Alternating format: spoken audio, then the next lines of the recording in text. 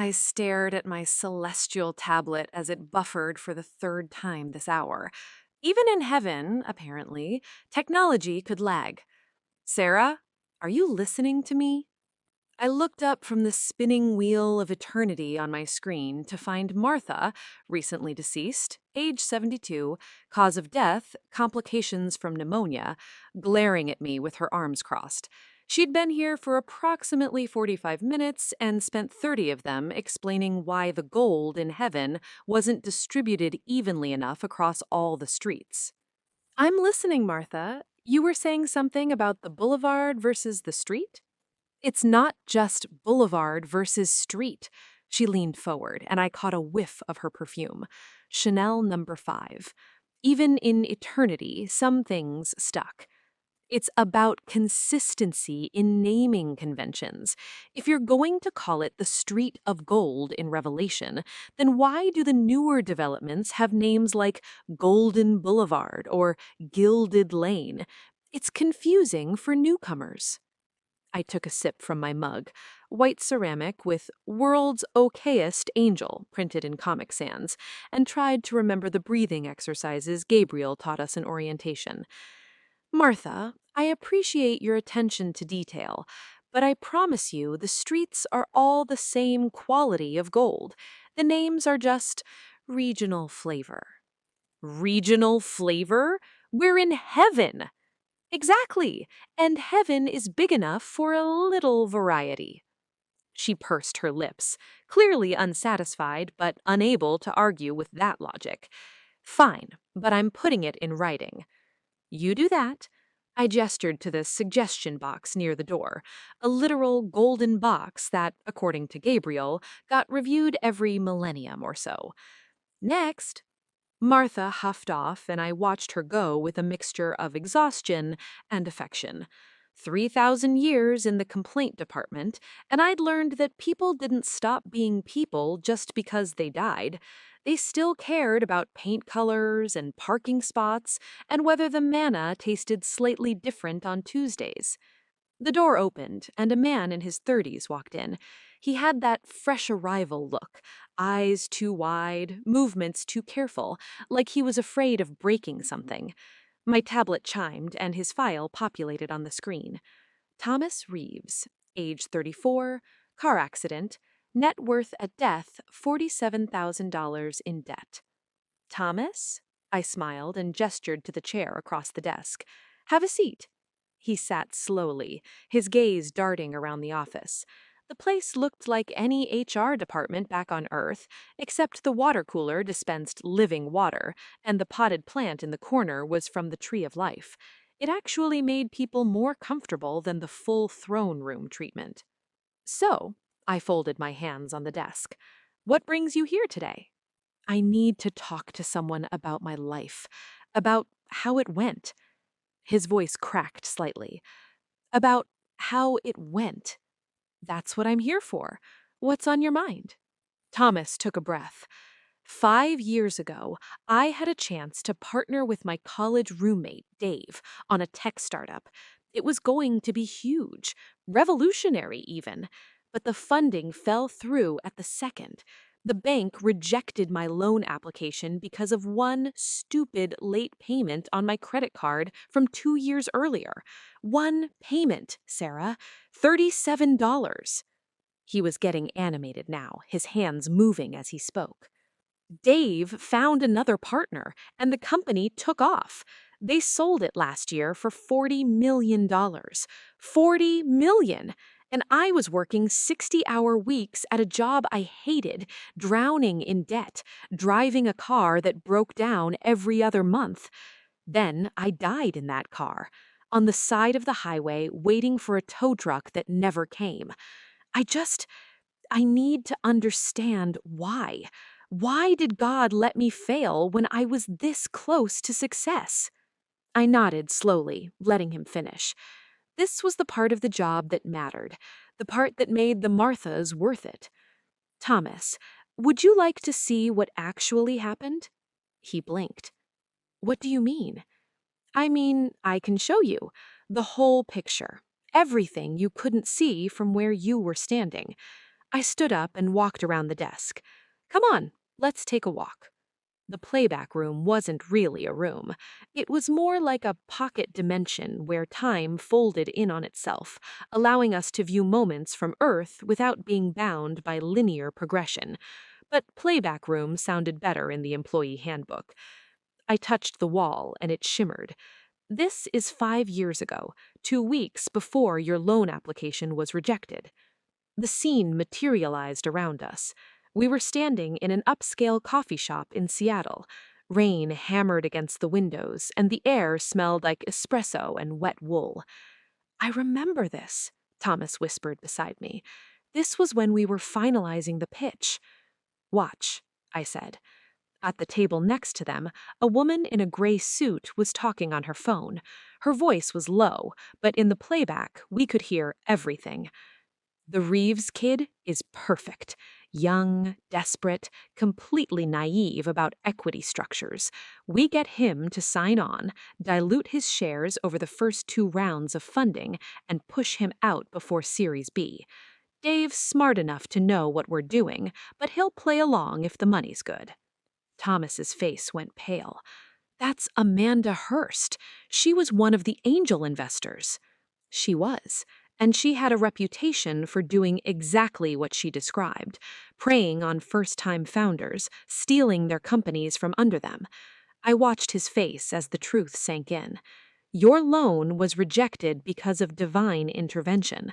That $37 late payment, it tipped your credit score just enough to disqualify you. But Dave? Dave knew what he was getting into. He made his choice. I waved my hand, and the scene shifted. Same coffee shop, 3 years later.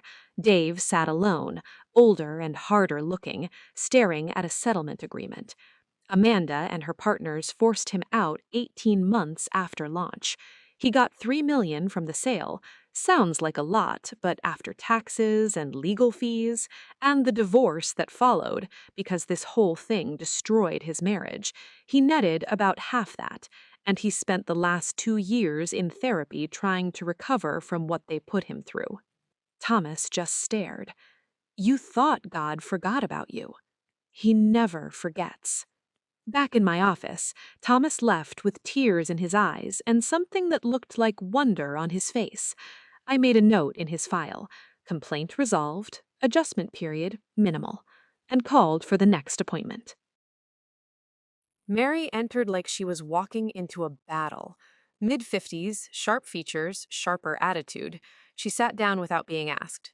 I'm here about Daniel Cortez, she announced. My tablet loaded her file.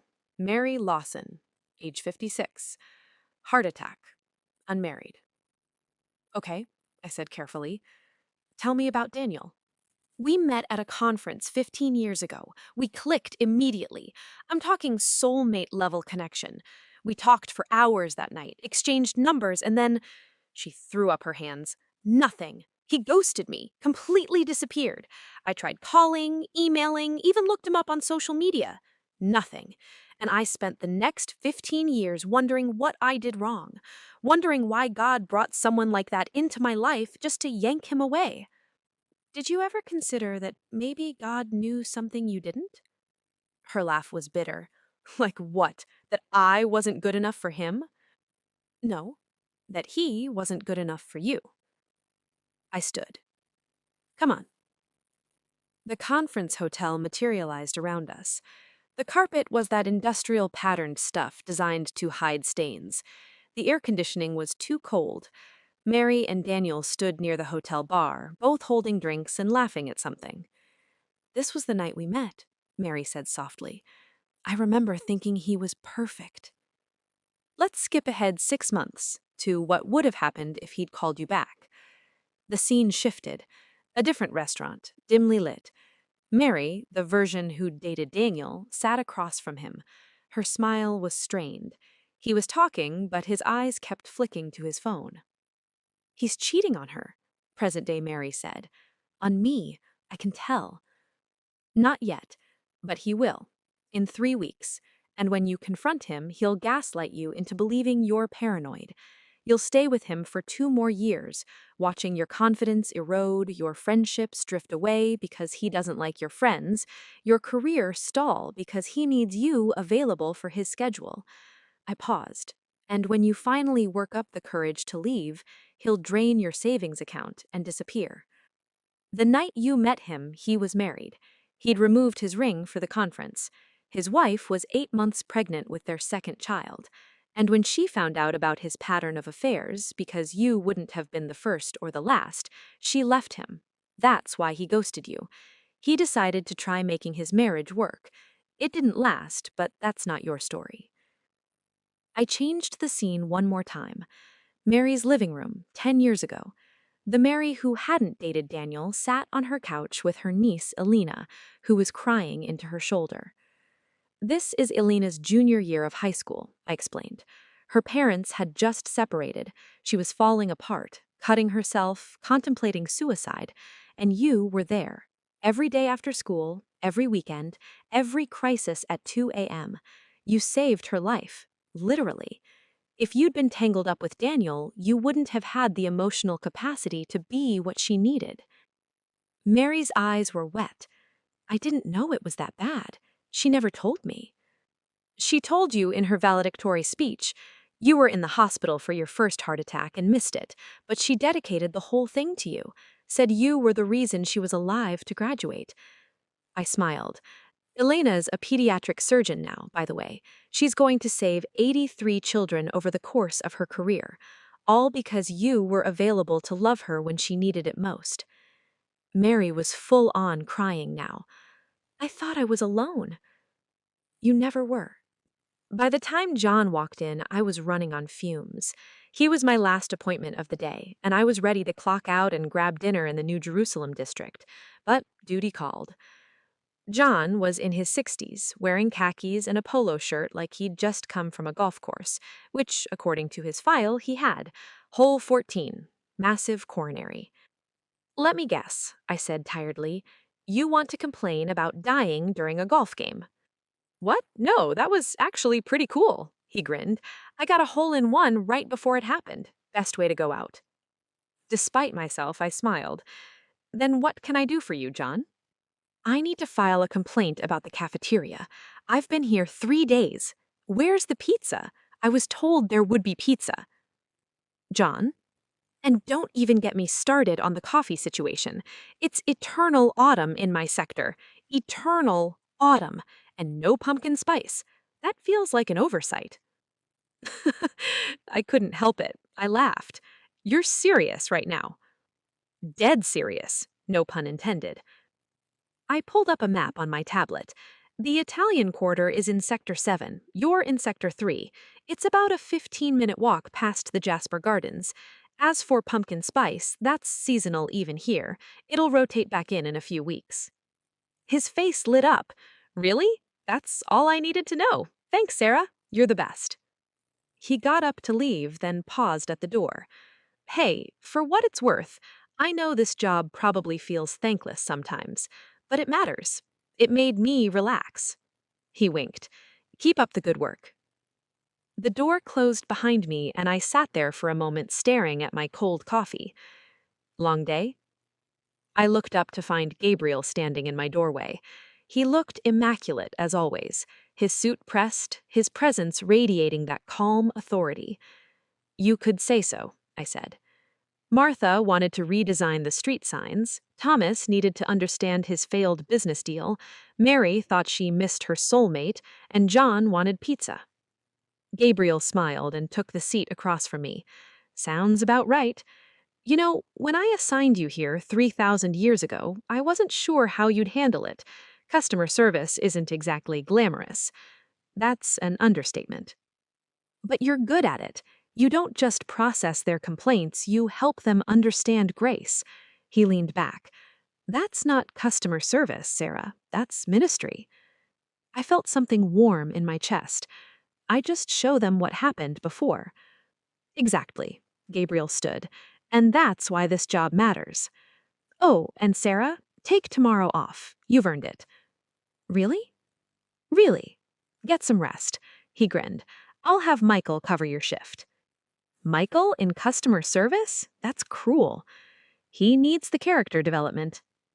After Gabriel left, I shut down my tablet and cleaned up my desk. I picked up my mug, looked at the world's okayest angel text, and smiled. Tomorrow, someone else would walk through that door with their complaint, their hurt, their confusion, and I'd get to show them what they couldn't see before. I turned off the lights and locked the door behind me. The streets gleamed under the eternal light. Boulevard, street, lane, whatever Martha wanted to call them. Somewhere in the distance, I could hear music and laughter. I started walking towards that Ethiopian place Gabriel mentioned, already hungry. My tablet would probably still buffer tomorrow. The complaints would keep coming, and honestly, I was okay with that.